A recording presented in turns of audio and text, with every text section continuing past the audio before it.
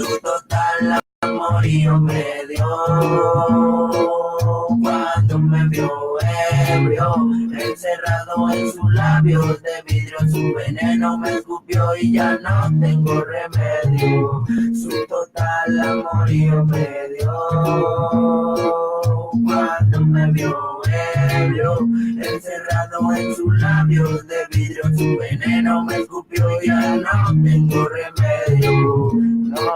No tengo remedio, no tengo remedio, barrota, Gamebau, en la fucking house, borracho y loco, yo, ñau.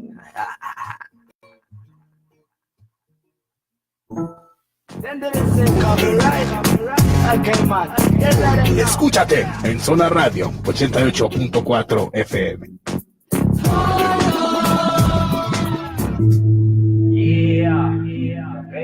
¿Cómo fue, señores? ¿Qué pasa? Copa rota en la puta casa Illuminati. Sánchez, Camila otra vez. Ay, lo dímelo, ahí frenan esa mierda. Se rompió la copa rota. De la manera que vivo, no sigo hasta el fin. Yo nada quiero de ti, nada quieres de mí. De la manera que vivo, no sigo hasta el fin.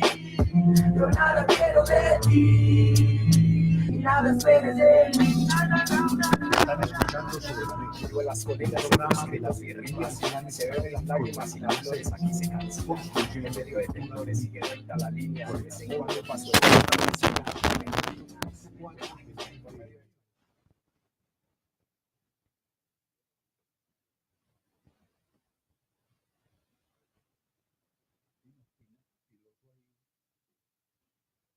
Estamos bien enfocados los tres pinos. Punto 4, Zona Radio. Estás escuchando Zona Radio Medellín.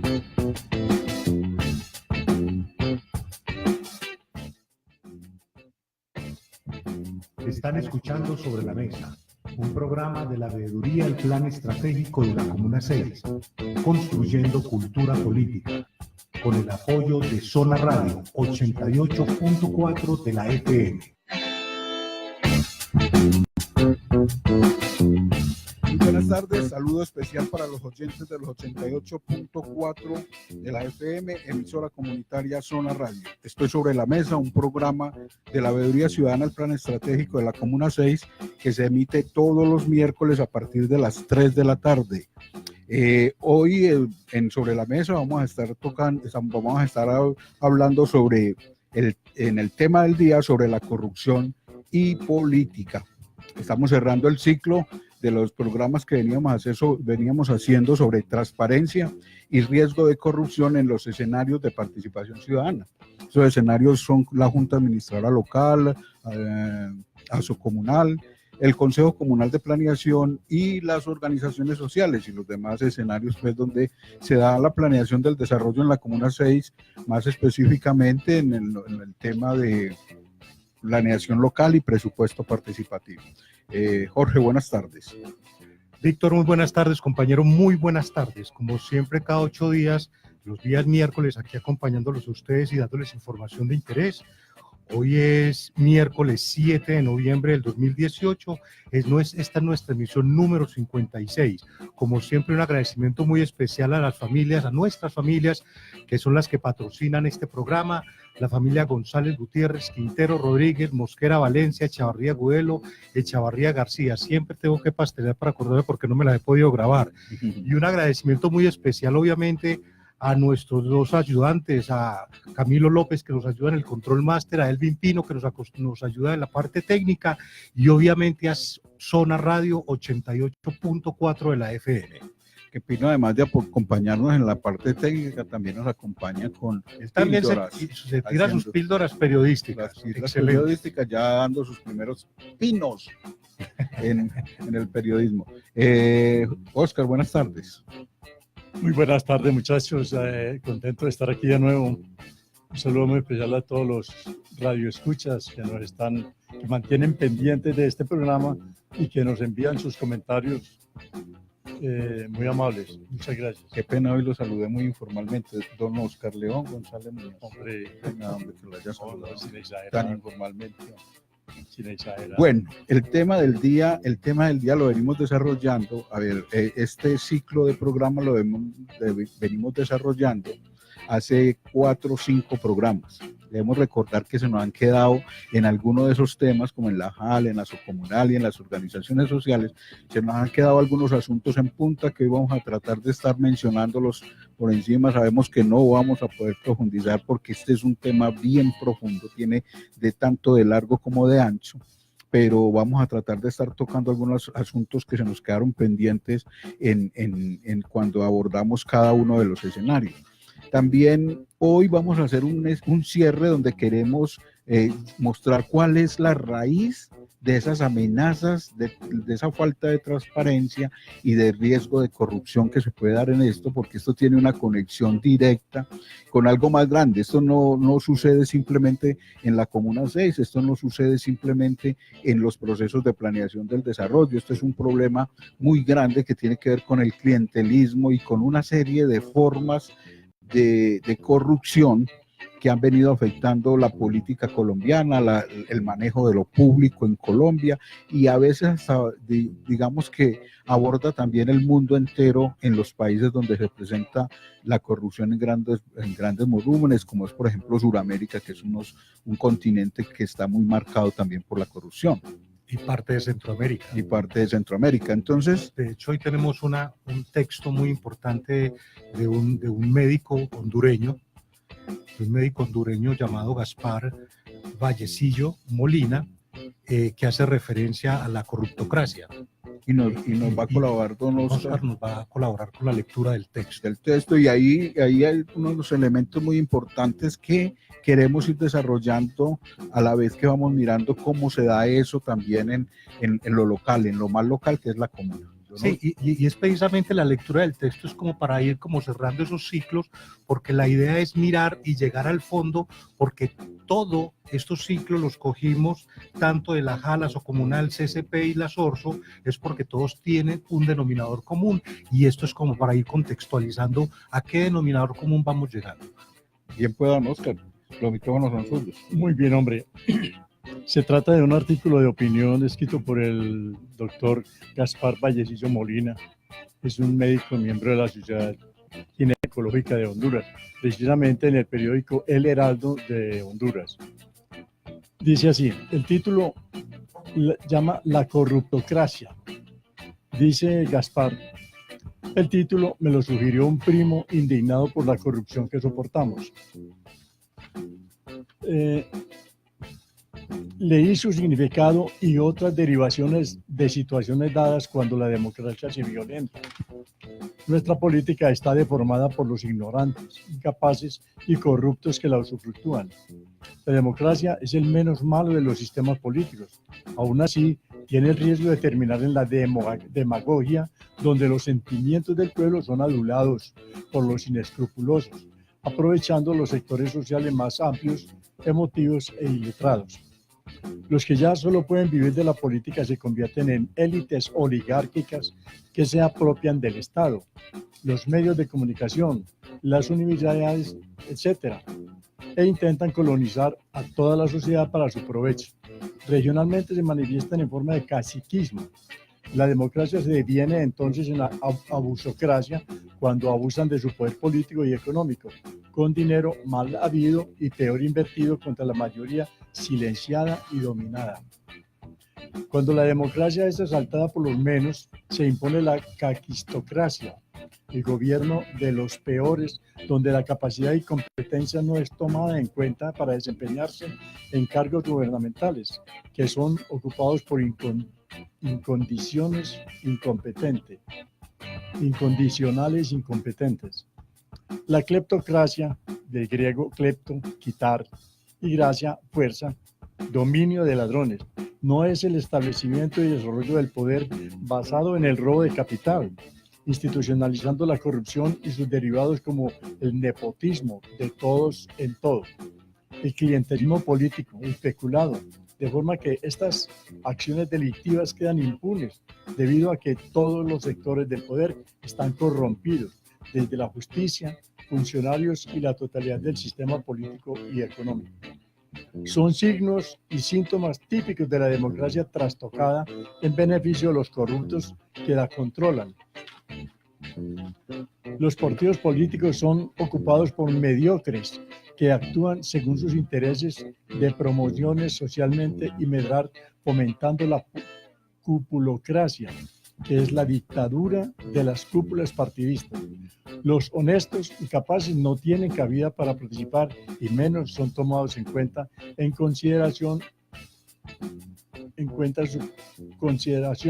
sus opiniones, por valiosas que sean.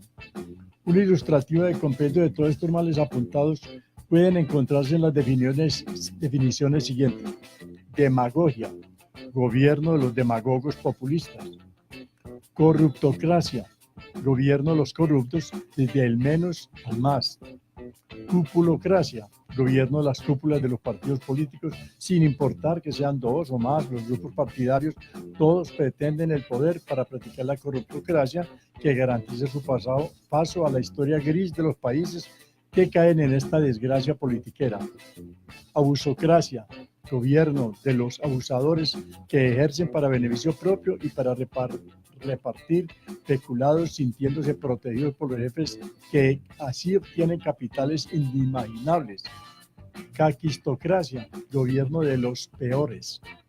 En política muchas veces parece que los partidos políticos hicieran una selección a la inversa: cuanto más incompetentes, mejor.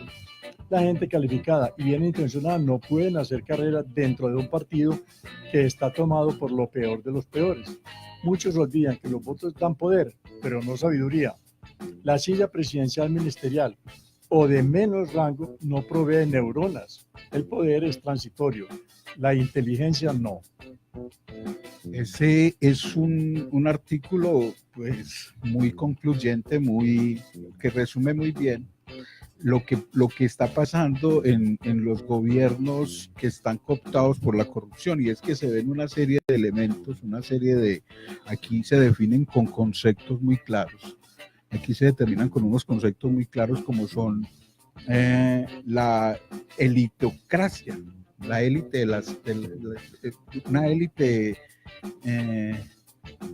que es la que se coopta, la que toma no es todos los ciudadanos, es una élite que se apodera. Es un grupo pequeño. Es un grupo pequeño Y que forma también una burocracia.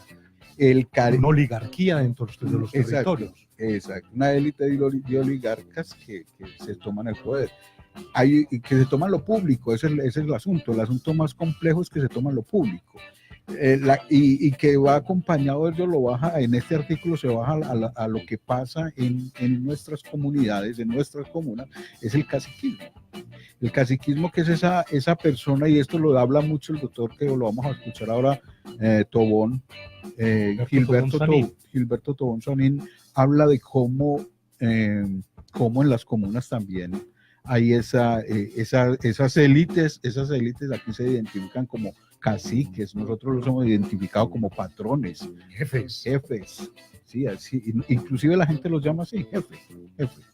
Entonces, el patrón ya como que está un poquito refundido, entonces ya le dicen, y ya desgastado, y bandereado. Sí, entonces, y también es el abuso, la abusocracia, que es abusar, es una persona que abusa, ahí lo definen muy bien en el artículo, es una persona que abusa de una especie de poder que tiene, en este caso, por ejemplo, la comuna de la contratación, y con ese abuso que tiene, con el poder que tiene la contratación, hacia los otros, los hace como empleados, como siervos, sí, subordinados es la palabra, don Oscar. Son subordinados del abusador, de la abusocracia. Es un abuso. Y no lo identifica, desafortunadamente las personas no lo identifican así. No, y que se ve como una forma normal. Es de hecho que es una de las estrategias que utilizan esos abusadores esos abusadores, y es precisamente cómo por migajas se venden al mejor postor, porque es que esas burocracias también se van rotando dentro de unos tiempos, también tienen como sus ciclos de vida y van rotando y se venden al mejor postor. Pero decía yo alguna vez en uno de los comentarios que pongo yo en Facebook que no hay mensaje inocente. Por eso uno tiene que fijarse muy bien en quién le ayuda, por qué le ayuda y para qué le ayuda y cómo le ayuda, porque es que por lo regular los abusadores siempre van a abusar de esas necesidades y problemáticas de la persona, porque nunca la sacan del problema. Siempre les dan un bomboncito de trapo, pero para generar precisamente una dependencia de ellos, que ellos dependan de ese oligarca. Porque de esa misma manera se llama el abusocracia. El abusador. Entonces depende de él, y en esa medida ese abusador, entre más gente reclute, claro, puede tener un fortín electoral mucho más fuerte para su padrino político. Eso también está la cleptocracia. Es otra de esas formas de la corrupción, y la cleptocracia es el dominio de los ladrones. De los claramente, no, y ya se identifica esa forma de corrupción como el dominio de los ladrones. O sea, es claro, o sea, ellos no llegan a estos puntos de poder simplemente para generar desarrollo, para prestar un servicio social, sino como ladrón, a ver cómo se apodera de lo público. Y la otra es la cupuloscracia, y era lo que decíamos ahora, esa cúpula que se crea tanto en el Estado, que es el Estado central allá en Bogotá, el Estado departamental, el Estado municipal, y ahora decimos la territorialidad en las comunas, que también hay una élite, que esa élite es la cupuloscracia, o sea, esa cúpula de poder que maneja, entre otras cosas, el poder económico por medio de la contratación, que también lo explica muy bien el doctor Tobón Sanín, sobre cómo el Estado es algo para robarlo, y entonces se preparan para eso y se organizan para eso, y es lo que decía este señor, como también se me olvida mucho el nombre, que decía que ya no hay corrupción, ya hay crimen organizado. Se llama Fernando Cepeda Ulloa. Fernando Cepeda Ulloa también define, que es un investigador también que ha investigado profundamente el tema de la corrupción, también ya muestra que el Estado, hay una serie de organizaciones o personas organizadas para cooptar, para apoderarse de lo público, de la contratación. Él dice es que ya no hay corrupción, sino crimen organizado. Sí, eso es lo que dice él. La demagogia, que esa pues la conocemos, es una forma de utilizar muy bien el discurso, de hacer populismo, ¿no es cierto? Y esta es la que precisamente se crea en este artículo, o se resalta en este artículo, que es la corruptocracia. Que eso lo define todo. Es que yo creo que eso lo encierra todas esas demás sillas anteriores. Sí, pero lo que pasa es que la corruptocracia también es otra forma de corrupción, porque son una sociedad, ya estamos hablando de una clase social que vive de eso. O sea, ¿de qué vive? De corromper el Estado, de hacer cosas mal hechas en el Estado para apoderarse de los recursos del Estado, la corruptocracia. Porque es que todo esto, Jorge, si nos ponemos a analizar bien, todo esto obedece a un fenómeno grande que se viene dando en el país, que es el clientelismo. Yo creo que el que más jala a este tipo de corrupción es el clientelismo, porque el clientelismo exige que usted tenga con qué clientelizar a las otras personas. Entonces, para eso hay que captar los recursos públicos, hay que coger los recursos públicos y hacerme, exacto, como lo dice el doctor Botero, es un botín. El Estado se convierte en un botín porque lo que se busca es coger esos recursos para tener más poder, ¿no es cierto? Entonces, yo hago una clientela y a esa clientela la tengo que alimentar. ¿Y cómo la alimento? Y por eso todos estos términos, todos estos conceptos hacen parte fundamental de eso que es un todo, que es el clientelismo. es un fenómeno social que ha cogido, que cogió la política, y yo creo que inclusive ya migró a lo público. Uno lo ve en el caso de Hidroituango. Ya los empresarios grandes, como es aquí el tema del sindicato antioqueño o el grupo GEA, tratando de irse a coger esos recursos, llevando gente suya a manejar el gobierno de empresas públicas, para luego toda la contratación, o sea, meterse en un elefante, en un proyecto tan grande como es Hidroituango, porque sabe que ahí está todas sus empresas para contratar los diseños, para contratar la construcción, inclusive para vender el cemento. Todo eso es lo que llamamos una corruptocracia que se organiza estratégicamente para tomarse empresas públicas o tomarse un bien del Estado, para poder desde ahí, aparentando siempre que está todo muy correcto, que todo se está haciendo muy bien hecho. Entonces, y todo, sí. Y es que por nada es gratis que uno de los grandes problemas que hay en la contratación pública es que la gran mayoría de la contratación pública sea directa, y aquella que se hace por otra figura de contratación que no sea la directa, es más un protocolo y un formalismo, porque son cosas que ya están prácticamente decididas, ¿sí? Nosotros tomamos y bajando todo este ejemplo a los fenómenos de la Comuna 6, aquí también se ve, claro, obviamente se ve. Aquí, por ejemplo, hacen convocatorias. A mí personalmente me dejó muy impresionado la convocatoria que se hizo con respecto a la selección de los promotores de medio ambiente, porque es que indiscutiblemente aquí las cosas, vuelvo y digo, se hacen más por un formalismo, pero todo está definido, todo está decidido ya por unos cuantos.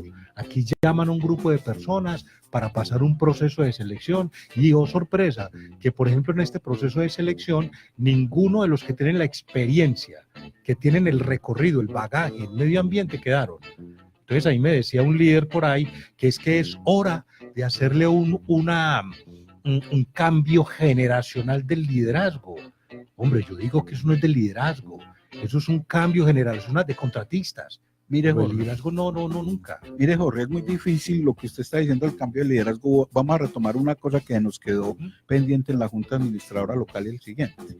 Haciendo una revisión, viendo una presentación que hicieron alguna vez en el Consejo de Medellín, me parece que fue la concejal Luz María Múnera, puso una presentación, y en esa presentación había una frase refiriéndose a un escenario, a un momento histórico en la ciudad de Medellín. Y cuando vamos a mirar de dónde provenía la frase, es un acta del Consejo de Medellín de hace muchos años. Mire, aquí la Junta Administradora Local, que es algo así, guardando las proporciones, algo como el consejo de aquí del territorio, es como ese corporado que hace las funciones del Consejo de Medellín. Aquí no se hacen actas. Hace poquito nos respondió un derecho de petición el presidente de la Junta Administradora Local, diciendo que estuvo en una reunión con un operador para tocar unos temas de contratación, y que le pidieron a ese operador que fuera muy transparente, pero ellos no hicieron actas. Que porque el que los había citado era el otro, entonces que ellos no tienen actas. Mire, guardar la historia es tan importante, Jorge.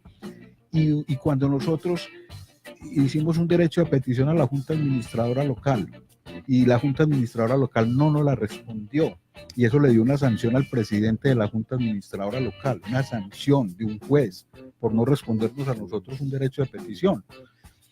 Eso tiene que ver con la desorganización que hay en la Junta Administradora Local para manejar las actas. No hay actas, no hacen actas, y si las hacen, las archiva cada secretario y se las lleva, se va. Eso simplemente las archivan, pero no las hacen públicas. Por eso, tampoco las hacen públicas. Pero entonces, ¿qué pasa con esto, Jorge? Ese desorden es bueno para esto, para la corrupción, para la poca transparencia. Ese desorden es bueno. Entonces, en río revuelto, ganancia de pescadores. Es por eso que me debes caer en cuenta de algo, y es una de las cosas que el mismo municipio y la misma gobernanza le ha sacado el cuerpo, es a los sistemas de información y de información, porque aquí existe uno, pero infortunadamente también está cooptado. Sí, no, eso no es un sistema de información. Eso no es un sistema de información. Eso es una forma de cooptar los recursos públicos para un grupo de personas que se hacen llamar la mesa de comunicación. Exactamente, y que Eso son, no grupos, es- y que eso son un no grupo es de un- productores, Eso, pero eso no nada es que un- ver. La otra cosa es también el asunto, el otro ejemplo es el asunto de Asocomunal. Asocomunal hoy no puede contratar los recursos públicos porque tiene un desorden, un gran desorden en su parte administrativa que le impide. Entonces le toca al señor presidente contratar por su organización lo que le destinen a Asocomunal. Río revuelto, ganancia de pescadores, pregunta, signo de interrogación, lo dejo como no lo estoy afirmando, estoy preguntando. Río revuelto, ganancia de pescadores. Esos son los asuntos de transparencia, de falta de transparencia, que no hacen quienes manejan lo público aquí en lo local. Aquí en lo local hay un montón de cosas oscuras, poco transparentes, que tiene que ver con el Consejo Comunal, por ejemplo, el hecho de que la veeduría no pueda ir a grabar, qué se dice, a transmitir, qué se dice en el Consejo Comunal de Planeación, porque allá es donde supuestamente se planea la comuna, que es algo público, que es algo de interés de todos los habitantes de la comuna, no se puede transmitir en vivo, al menos no quienes lo transmiten en directo y que se escuche todo lo que se diga allá, no. Y lo más preocupante. ¿Qué se esconde? Exactamente, ¿Qué es que se esconde. ¿Por qué o que la quieren falta de que- transparencia? o que quieren que la comunidad no se dé cuenta, y cuando estamos hablando de este escenario es analizar que de este escenario hace parte ese grupo, ese sistema de información. Entonces uno dice, pero entonces si ellos tienen, porque han conseguido sus equipos, con el presupuesto participativo han conseguido sus equipos y se han dotado muy bien dotados. La pregunta es, entonces, si la veeduría no puede, entonces ellos, ¿por qué no hacen ese papel? No cumplen con ese papel. No vamos a ir al corte, responsabilidad de pero ellos? antes don Oscar nos iba a decir Sí, algo. mirando aquí la palabra demagogia. Ujú. La demagogia es el arte de dominar las masas con carretas, con el cuento, pero la demagogia está alimentada por la mermeladitis. Sí. Entonces, la mermelada engorda a los demagogos y los demagogos enredan a la comunidad. Sí, los demagogos se encargan. Movilizan. Cuando hay Movilizan una sociedad que políticamente es inculta, es fácil que esos demagogos los enreden. Exacto. Vamos a la pausa y ya regresamos.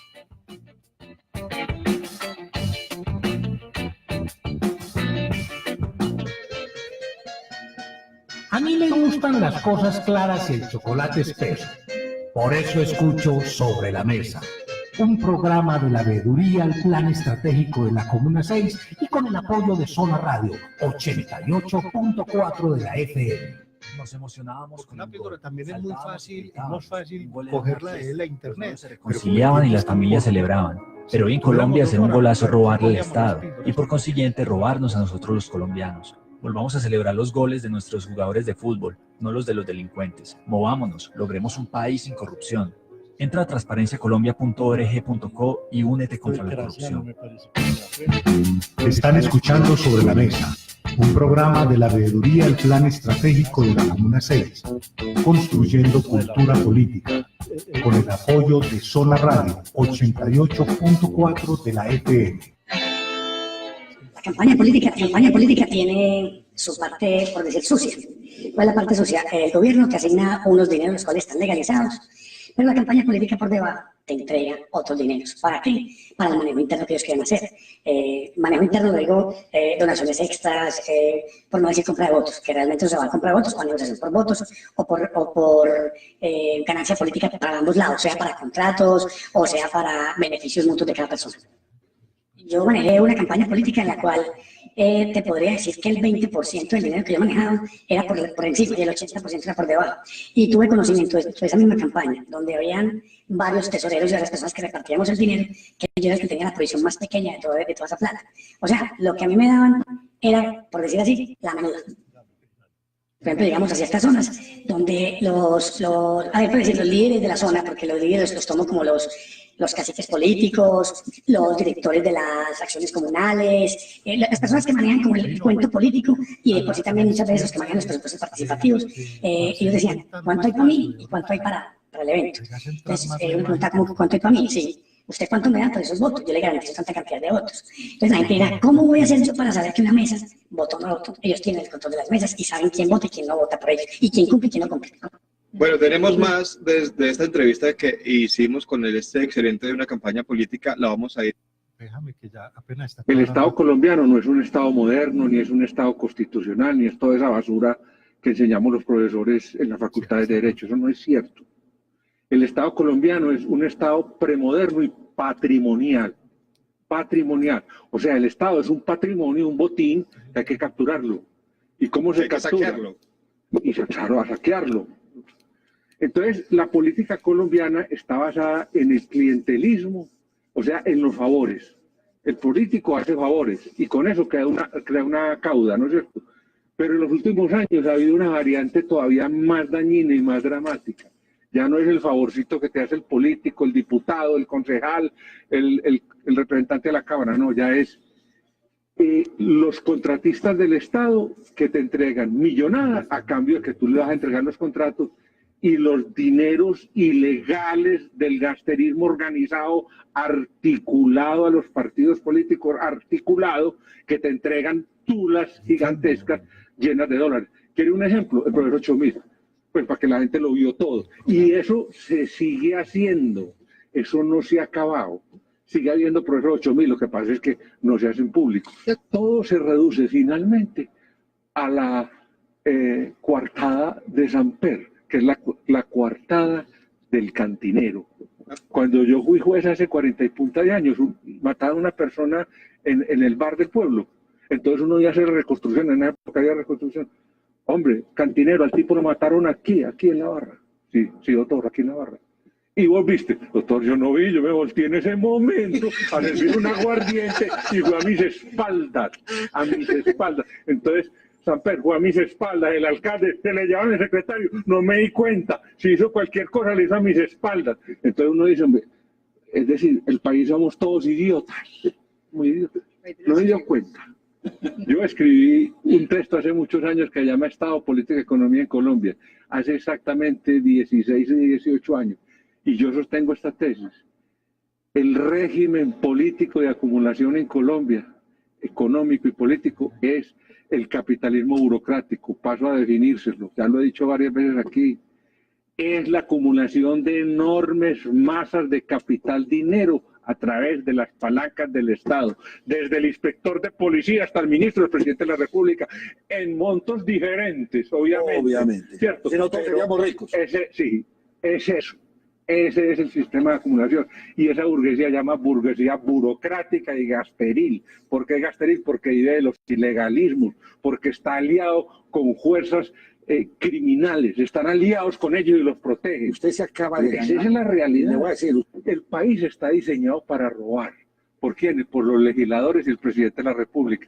Entonces, figuras, principio de oportunidad. Entonces usted llega y monta una bandola y se monta de gobernador, de alcalde, de ministro.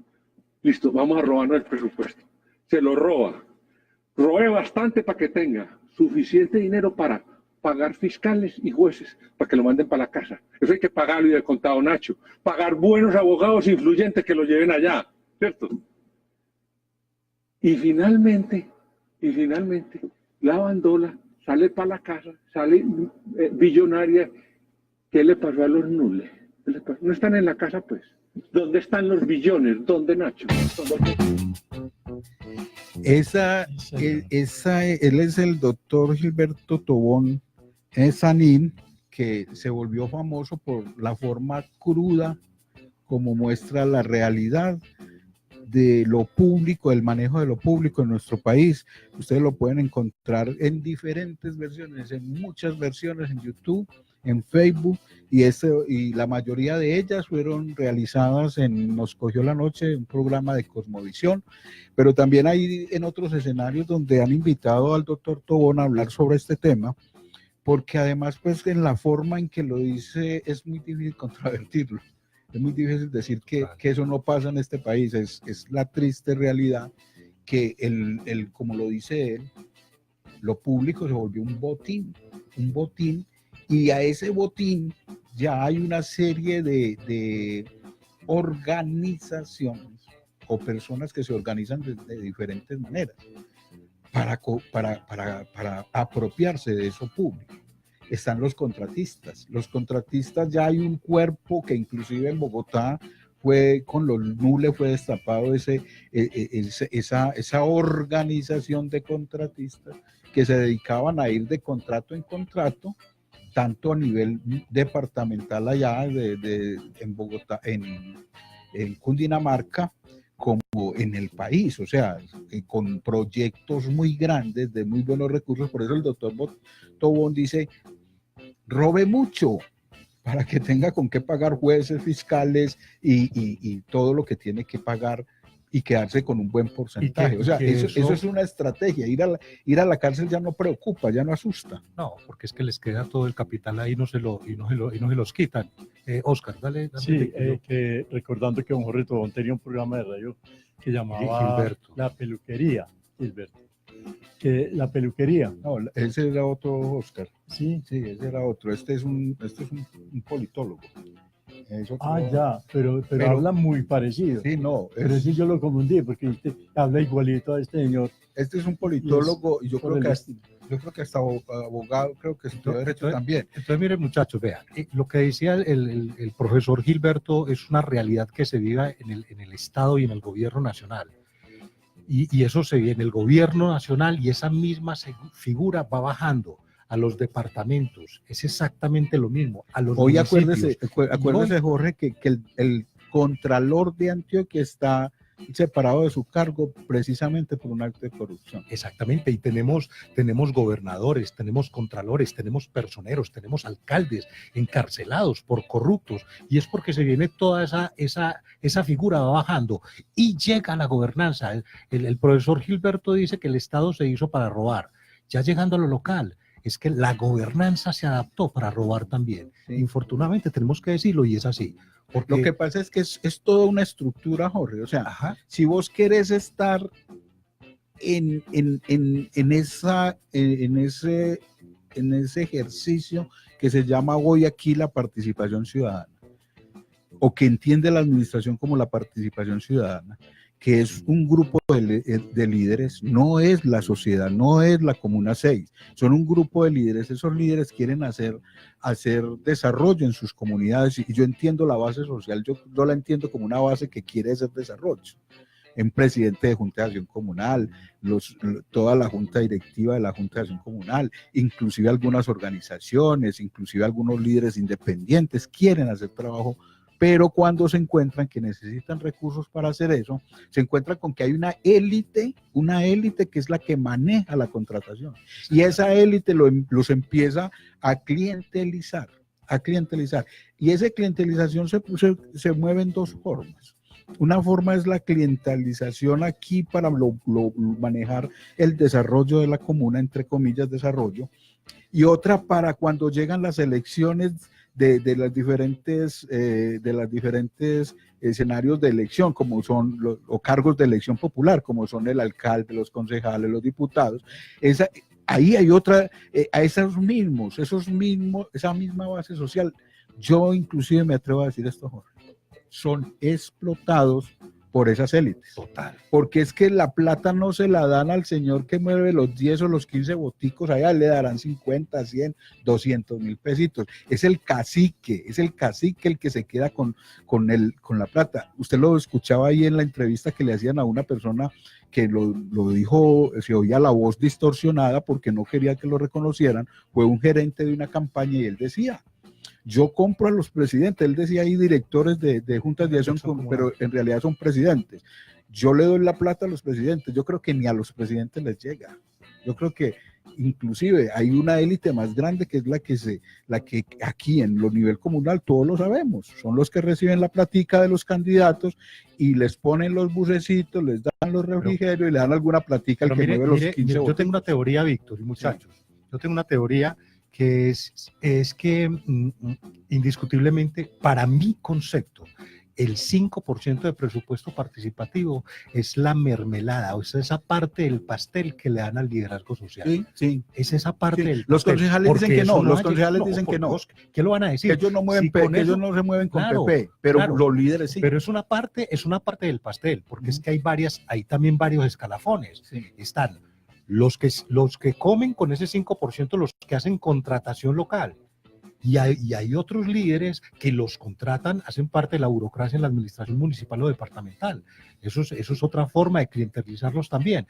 Pero acá lo que estamos clientelizando, que de hecho por eso no es para nadie es un secreto que aproximadamente el 90% de la contratación de presupuesto participativo es directa, y es precisamente por eso, porque de ahí eso les sirve para ellos es que es una estructura donde el mismo alcalde está involucrado en todo esto y su gabinete, porque el alcalde es cuota de algún partido político, cuota, y lo digo así, cuota, porque es que a ellos lo suben allá. El Grupo GEA tiene un poder impresionante para subir un alcalde y para poner concejales, y los concejales también hacen trabajo para un partido político, y en ese mismo orden de idea, los secretarios de las diferentes secretarías y sus secretarios también son cuota burocrática de algunos de estos políticos. Entonces mire que el proceso ya viene viciado desde arriba.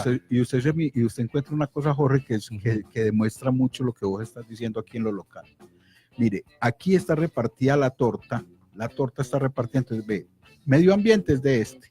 A veces hoy estamos en un revolcón de eso, pero medio ambiente es de este, educación es de este, salud es de este y este. Y cuando usted mira, Jorge, los profesionales que vienen contratados a acompañar estos procesos se repiten, son los mismos. Entonces usted dice, ¿cómo así? Este señor lleva 5 años viniendo a contarnos la misma historia, y cada periodo viene a facturar el mismo discurso. Con el mismo discurso viene y nos cobra 4 o 5 millones que gana un profesional, 3, 4 o 5 millones que gana un profesional.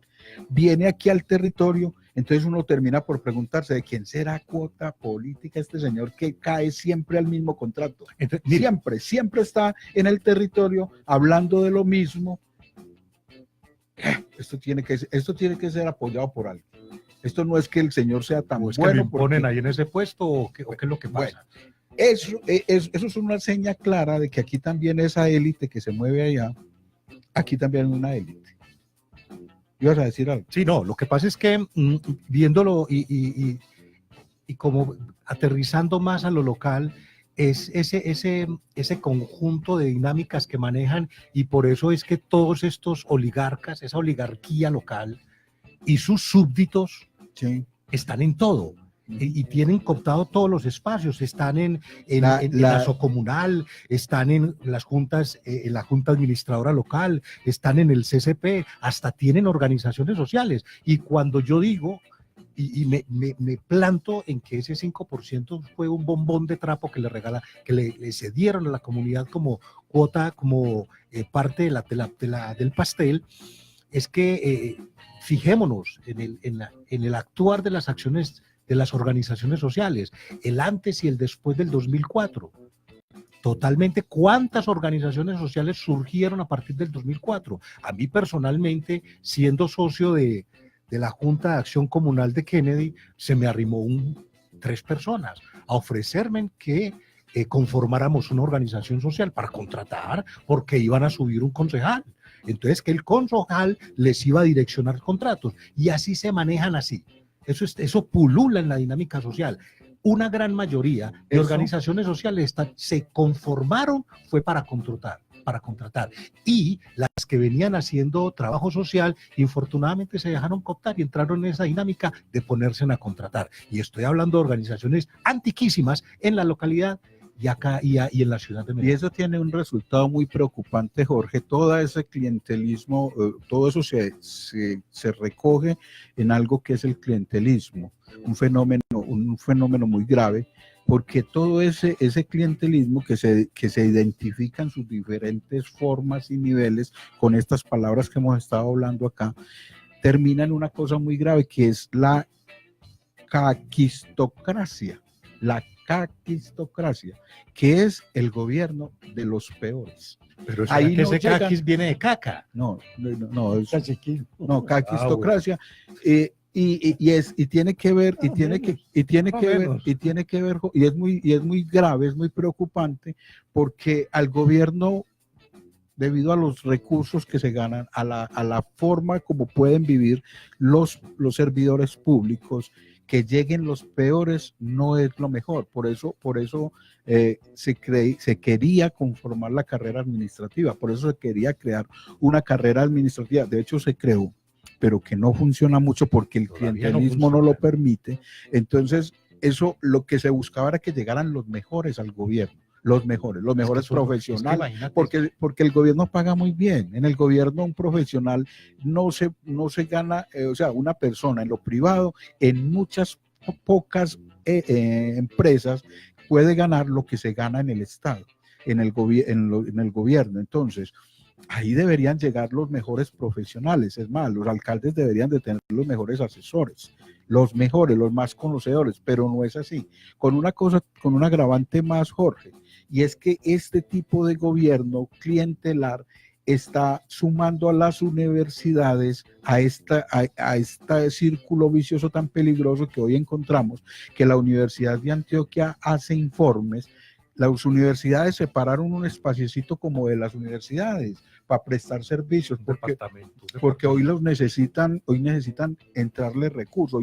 Hoy la política es que deben ser autosuficientes las universidades públicas. Entonces las universidades públicas como la Universidad de Antioquia y la Universidad Nacional crearon unas pequeñas oficinas donde supuestamente prestan servicios como universidad de investigación, pero que pierde todo el rigor, pierde toda la ética, porque terminan entregando unos informes que son cuestionados por los servidores públicos, hasta que queda una cosa que de rigurosa no tiene nada, ¿no es cierto? Entonces, el caso puntual, la política pública de protección a moradores, que la hizo la Universidad Nacional, y a la cual la manosearon, y hoy no tenemos una política pública real. Entonces, esto es tan grave, el clientelismo, es tan grave que, mire, ya cooptó, y lo dijo este profesor Jorge Naranjo, que dijo que la capacidad de recursos que tiene el municipio de Medellín, la administración municipal, da para cooptar a los medios de comunicación, a las organizaciones sociales y a las universidades. Y eso se ve claramente en los informes que hacen las universidades, que hacen las organizaciones, y también como los medios de comunicación actúan de acuerdo a los asuntos como Hidroituango y otros tantos. Presupuesto participativo es un caso ejemplar de cómo los medios de comunicación no les interesa el grado de corrupción que hay ahí en ese proceso. Entonces no divulgarlo, no informarlo. Cuando estamos en esa parte del clientelismo y la persona se tiene que sumar a lo que diga su jefe, su patrón, llámese administración municipal o un operador o la misma universidad, súmese lo que lo diga él. Yo tengo la experiencia, yo trabajé alguna vez para un proyecto con bienestar familiar por intermedio de una corporación, y en algún momento en los informes yo describí algunas debilidades que tenía el proceso, y a mí me dijo el coordinador, no, Jorge, no ponga eso si quiere que lo vuelvan a llamar. Y ahí es donde entra lo que decía el señor José Luis San Pedro, el escritor español, la doctrina del miedo. Entonces le meten el pánico a su cliente, diciéndole, o no te vamos a dar empleo, o no te voy a tener en cuenta para la próxima contratación. Simplemente hace lo que mis jefes quieran y deseen que tú hagas. Sí, pero no, aquí no se le paga a usted para pensar, y mucho menos para opinar. Escriba ahí, y pilas pues, que antes de pasarle esto al contratista, tiene que pasar por el filtro de nosotros para poderle dar una revisión. Y esto nos está llevando a tener profesionales mediocres. Aquí en el artículo se dice lo peor de los peores. ¿Por qué? Porque es que cuando a usted le dicen, venga, lo que vos acabas de narrar, Jorge, es un ejemplo claro. O sea, yo como profesional, yo me fajo haciendo un gran informe, ¿sí? Porque creo que éticamente yo debo cumplir y profesionalmente yo debo cumplir con un informe crítico, analítico, ¿sí? Serio. Pero cuando llego allá me dicen, no, ojo, eso no es. Entonces yo ya aprendo, desafortunadamente el ser humano aprende a frenar su ética, a frenar su nivel profesional y a decir, bueno, no, pues a esta gente no le interesa que yo entregue unos informes buenos, entonces, no, cualquier cosa. Por eso se dio en el plan de desarrollo de la Comuna 6 el copie y pegue de los anteriores planes, porque yo para qué me voy a matar a hacer en 2 meses una actualización de un plan de desarrollo que yo no, pues yo sé que eso me van a pagar, hágalo, no lo haga, quede bueno, no quede bueno. Entonces, por eso tenemos ese tipo de profesionales que no les importa nada, primero, hacer ese tipo de cosas que son antiéticas, antiprofesionales, y luego, sin ningún pudor, volver al territorio a presentarse como profesionales de muchos conocimientos. Permíteme una cosa, que por ejemplo, el profesional no solamente lo someten por miedo, sino también por sumisión. Que por ejemplo, uno es por miedo, de que de pronto tengan algo que lo pueda lastimar, pero por sumisión es porque sabe que allí va a ganar buena plata y pues él ya se acepto lo que él diga y escribo lo que él me diga, pero no puede aplicar su criterio personal ni profesional, ni porque lo somete a través del pago. Es que es una estructura de dominación. Es una estructura de dominación donde están dominando y están controlando al profesional de cualquier rango. Lo peor es que se dejan controlar, ¿sí? Y ahí, de ahí para abajo dominan al líder social. El líder social, mejor dicho, se subordina, se postra ante lo que ellos quieran. Entonces, por eso, ni muchas veces ellos denuncian lo que hacen con ellos, los diferentes abusos por los que pasan ellos. No los abusan por miedo a ser vetados. Es una estructura, el clientelismo es una estructura muy bien, yo no sé si eso se dio, cómo se dio eso, yo creo que eso es un proceso histórico, pero es una estructura muy bien que inclusive el que está arriba está siendo presionado. El que está arriba puede estar inclusive siendo presionado por sí mismo, por la necesidad de permanecer ahí arriba. Por la necesidad de estar ahí, de no perder ese estatus político, ese estatus de poder, ese estatus económico. Entonces él también es un sujeto de presión, es también una persona que está de alguna manera, y no me diga que arriba de alguien siempre hay alguien más, ¿no es cierto? Están los gremios económicos presionando, están los grupos irregulares, lo dice el doctor Tobón.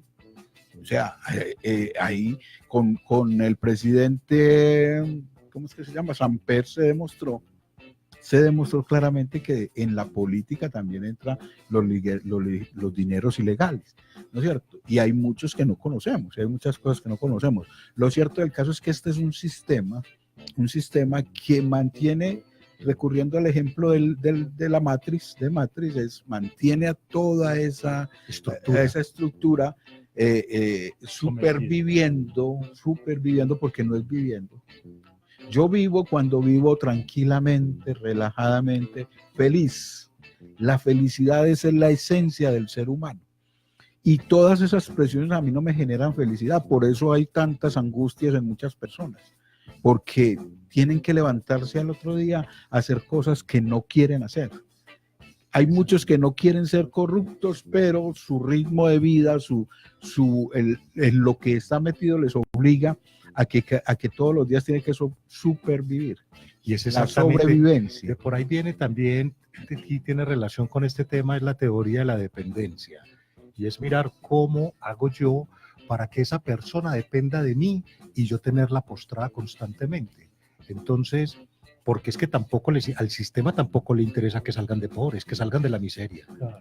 Tampoco les interesa solucionarle el problema. Y es que la avidez del ser humano va a que vos nunca salgas de pobre. Nunca, porque vos podés tener la cantidad de dinero, se le pasó a Pablo Escobar. Tuvo la cantidad de dinero, ¿por qué no paró cuando tenía más o menos para sobrevivir? No, porque no. Y es que porque necesito ya hoy tengo esto, Mañana necesito esto para proteger supuestamente mi seguridad. Y Después mire- necesito para aquello otro. Y miremos una cosa, Víctor. Nosotros cuando, dentro de toda esa estructura clientelista, cuando vimos que los líderes, que muchos de ellos son los tontos útiles de esos oligarcas, cuando vemos que esos líderes se jubilen, tengan una jubilación, una vejez digna. Y tenemos varios viejos en la comuna que han manejado durante muchos años, han estado en el liderazgo social detrás de un político, entre muchas otras cosas, pero los vemos en una esquina simplemente repartiendo boleticas porque no alcanzaron ni siquiera a jubilarse. No alcanzaron ni siquiera a jubilarse. Entonces, Pino, te estás durmiendo. ¡Guau! Es un sistema. Entonces, mire. No siguen una filosofía, sino un político. Claro, Una claro. política. Pero es porque, siguiendo siempre la migaja, ojalá que aquí nosotros pudiéramos tener líderes que pudieran aspirar a una jubilación tranquila, tener una vejez tranquila, pero mueren en la miseria porque siempre sus jefes, sus patrones, sus caciques, los quieren ver siempre en la miseria para poderlo manipular más fácil. No, es un Ojalá sistema. nosotros pudiéramos pensar diferente y esos caciques pudieran pensar diferente. No, es un sistema, Jorge, que no permite la libertad de expresión. Porque es que aquí, No. ¿sabe qué es lo más berraco, Víctor? Que si al menos tuvieran el gota a gota, pero aquí llega un tiempo de contratación que es los últimos 4 meses del año y le sueltan el chorro, porque muchos de ellos reciben buenas bonificaciones y buenos honorarios, pero los otros 8 o 7 meses la pasan a palo seco. Entonces no es una constante, sino que los 3 últimos o 4 meses del año, pero siempre esos liderazgos, y me parece algo indigno, pues, que los utilicen y se dejen utilizar, por eso es por esa oligarquía local, se dejen utilizar sabiendo que hay tanta gente valiosa y espectacular que ha hecho muy buen trabajo durante tantos años, y muchas organizaciones también. Pero son conscientes de eso y se someten. ¿Pero por qué? No, lo que pasa es que ahí hay una cosa que no es, Oscar, lo que pasa es que cuando usted habla de conciencia, la conciencia es un asunto muy complejo, porque usted dice son conscientes, pero en realidad no lo son. ¿Por qué no son conscientes? Si usted revisa los líderes sociales a los que se está refiriendo Jorge, tienen mucha formación, mucha capacitación en ética, en moral, en política, en desarrollo social, en economía, en cuanto usted quiera, tienen títulos ellos, pero el conocimiento, o sea, la acumulación de datos, de información, no me da conciencia. La conciencia me la da cuando yo logro agrupar una serie de principios éticos y morales que me permiten a mí decirle al otro, no señor. Hay una frase lapidaria para eso, y lo dijo este señor que acabaste de citar. Fernando Ulloa, No, Fernando no, Cepeda, no. Gilberto, San Pedro. Exacto. Él dice, José Luis San Pedro, José Luis San Pedro lo dice citando a alguien más, dice, en mi hambre mando yo. Citando a Y esa Salvador frase de es lapidaria. Arriaga. Cuando yo mando en mi hambre, entonces yo sí soy consciente. Yo cuando digo eso, por ejemplo, en mi hambre mando yo, estoy poniendo una barrera que dice, yo soy consciente de qué soy yo, de quién soy yo, y puedo decirte a vos y a vos, que me vas a presionar con el hambre, con la exclusión, inclusive con la agresión física, con el miedo. Yo alcanzo a decirle, pues proceda como quiera, pero en mi hambre mando yo. Permíteme, Víctor, yo alguna aclaración. Cuando yo dije son conscientes, no dije conscientes. Es que la palabra es consciente, viene de conciencia, que es con SC, consciente. El otro es consciente, que es de consentimiento, de aceptación. Entonces, a eso es que me refiero. Saben que eso es así, pero se someten a eso. Sí, y eso es desafortunadamente como para que vamos ya haciendo las conclusiones. No sé si Jorge tenía alguna conclusión al respecto. Sí, Espérate que Oscar va a hacer una pregunta. Dale, Oscar, por favor. Es una duda que tengo. Por ejemplo, ahora el gobierno sale con un decreto de aumentar los impuestos, de ampliar el IVA para la canasta familiar, que debiera ser intocable. y va a recaudar, póngale, 3 billones de pesos a través de eso. ¿Por qué no aceptó el plebiscito o la consulta popular de reducirle el salario a estos tipos, de reducir la nómina del gobierno? Y ahí se ahorran 27 billones de pesos para el Estado. Esa pregunta suya se la respondemos en 10 programas más que hagamos. Sí, pero es estrategia, porque el gobierno todavía crea a los ciudadanos idiotas. Hay una... Sí, es que es preocupante eso, pero como así, ya al pobre le van a encarecer la canasta y a la hora de el salario mínimo está haciendo fuerza y exponiendo tesis de que no corresponden, pero cuando ellos allá se van a aumentar el salario, se llena la sala y todo el mundo vota a favor. Cuando es para rebajar, ¿no ve cuántas reuniones hicieron? 4, y no había quórum. Las conclusiones, Jorge, ya se nos acabó el tiempo. Sí, son crisis que ellos mismos generan, para ellos mismos dar la solución y quedar como unos santos. En fin, esos falsos altruistas y filántropos que se presentan en las comunas, créanme que lo único que quieren es abusar de cada uno de los ciudadanos que le está parando la bola. Entonces, eso de los mercaditos, eso del préstamo, yo te pago tu hipoteca, te doy para los pasajes, eso no es gratuito. Quieren comprometer su voto, quieren comprometerlo usted, quieren alinearlo a lo que ellos quieren. Yo, para terminar, le mando un saludo muy especial al compañero Samuel, que se encuentra laborando en este momento, y un saludo también muy especial a nuestro compañero Hamilton Suárez, que está en recuperación de una hospitalización que tuvo. Le deseo muy pronta recuperación. Yo, a manera de conclusión, quiero decir que el clientelismo es un fenómeno muy grande, muy preocupante, que ha venido, o sea, que se empoderó o se apoderó de la política y del manejo de lo público en Colombia. Voy a referirme solo a Colombia, pero yo sé que en otras partes se da. En Colombia, desafortunadamente, el clientelismo lo aprendimos desde la época de la República, desde que empezamos a hacer una república independiente supuestamente, empezamos a aprender que era mediante las clientelas que podíamos manejar. Desafortunadamente, con la apertura, con lo que nos da de apertura de participación ciudadana la Constitución de 1991, los líderes, las organizaciones sociales y todos los que estamos en ese escenario aprendimos esa forma de hacer política clientelar, y hoy la copiamos casi que al dedillo en todo lo que hacemos aquí. Creo que si no logramos empezar a hacer ejercicios más democráticos, más transparentes, si no empezamos nosotros mismos desde aquí, desde la base social, a irradiar eso hacia arriba está muy difícil para cambiarlo, porque ellos sí tienen un poder grande, ellos sí tienen economía fuerte, ellos sí se están lucrando de esto. Nosotros aquí en la base social simplemente la estamos sufriendo. Prueba de ello... Pero podemos empezar a cambiar esa dinámica de arriba. Prueba de ello es que hoy elegimos un presidente que nos dijo mentiras en su elección y se las creímos todas. No, yo no creo que se las creímos, yo lo que creo es, movió toda la maquinaria clientelar, toda la maquinaria, esta maquinaria se movió. Yo creo que los ciudadanos hoy no son, en Colombia, los ciudadanos hoy no obedecen a una ideología, ni de izquierda, ni de derecha, ni de centro. Y mucho menos esos líderes que les mueven los votos.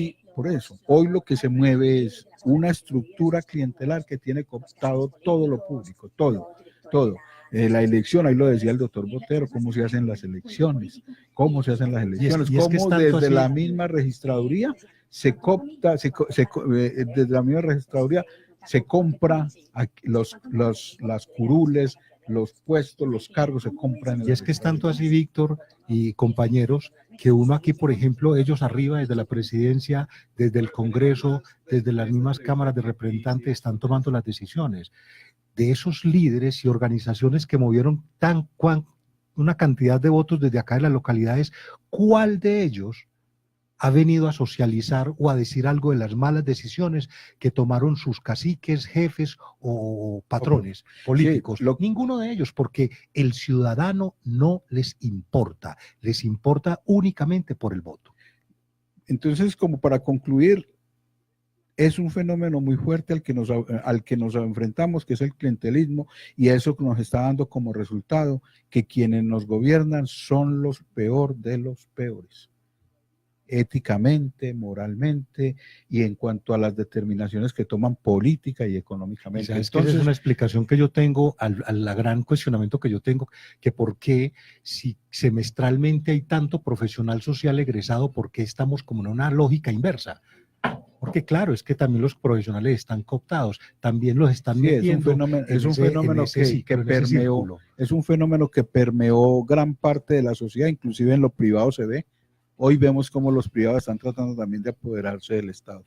Este es un tema que tiene mucho de largo y mucho de ancho, y lo vamos a seguir abordando porque eso es lo que nosotros estamos en este programa, estamos tratando de visibilizar, y es lo que estamos tratando también de hacer a través de la veeduría ciudadana al plan estratégico de la Comuna 6, es abordar estos temas que si los solucionáramos, creo que muchos de los otros problemas como son el hambre, la exclusión, la falta de educación, el desempleo, serían solucionados más fácil. Los países que han logrado reducir enormemente el grado de corrupción, esos países han logrado progresar en esos otros aspectos en los que nosotros continuamos siendo un país del tercer mundo, un país pobre, y pobre no en económicamente, un país pobre en cuanto a lo político, en cuanto a lo ético, en cuanto al cuidado de sus personas. Yo creo que el tema sería para más largo. Don Oscar, por favor, despídase porque ya no tenemos más tiempo. Me despido. Sami, saludo muy fraterno, hermano, te felicito. Jorge. No, es simplemente el mensaje que hay es de transformar todo este tipo, esta dinámica política, y más de uno piensa vivir y sostenerse con la política. Entonces yo creo que entre más transparentes seamos y más manejemos la política bien manejada, yo creo que podemos salir de unos problemas coyunturales que nos tienen ahogados en la corrupción y nos tienen ahogados en la pobreza y por ende en tanto fenómeno social que se viene dando en nuestra Colombia y en nuestra Medellín. Que tengan un resto de tarde muy feliz.